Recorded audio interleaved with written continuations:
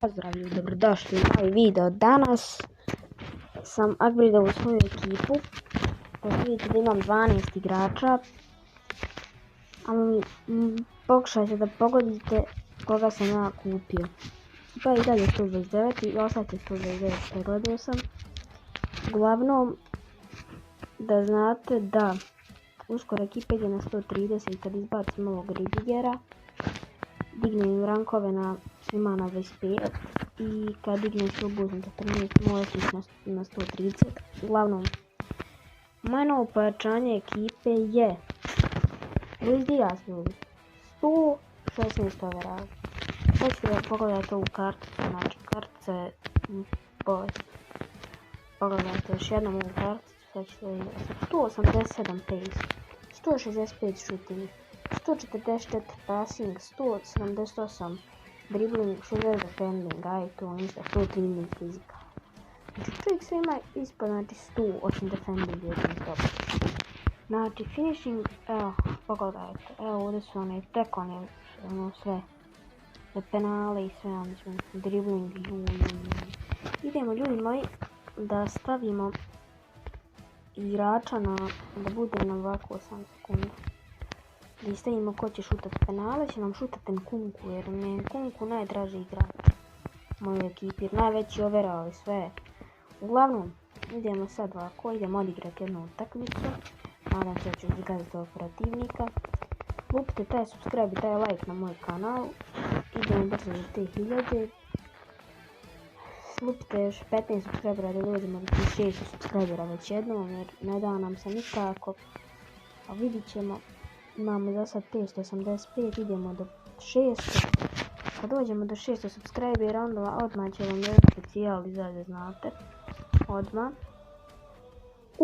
Ljudi, bot me zapao neki. Ali ima već od mene, ali vidit ćemo. Uglavnom, da znate, znači specijal izlazi.